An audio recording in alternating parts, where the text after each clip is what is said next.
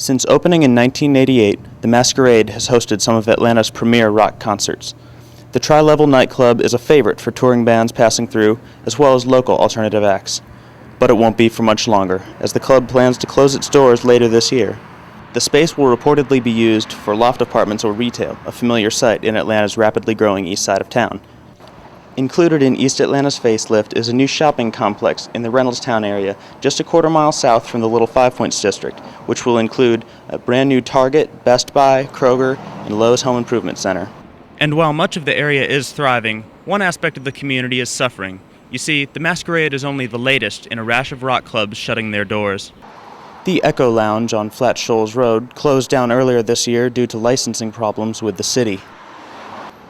Little Five Points 9 Live Saloon, a former biker bar known for its loud music and hell-raising, has become the Corner Tavern, an upscale bar and restaurant.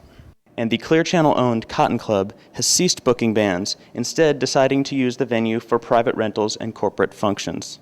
With so many venues closing in such a short time, it's got some concert-goers concerned.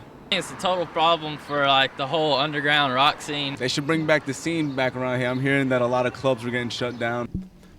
And while this means fewer choices for music fans, many within the scene are worried that the small, lesser established bands will be hurt the most. The ones who really get hurt are the local bands that nobody knows of, because people aren't going to go to a show unless they already know who you are.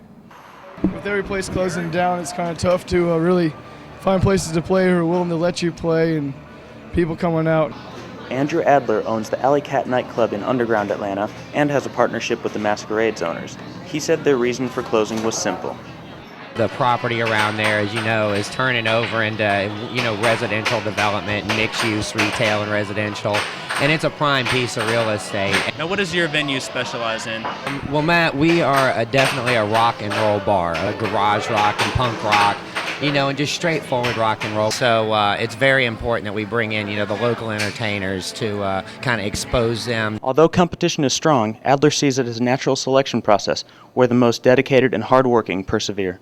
There is a band that's got a decent sound, and they've got friends, they're going to find a place to play. And that is the one part of the rock and roll business that stayed true. Some musicians wish to avoid this cutthroat competition and bypass traditional venues altogether.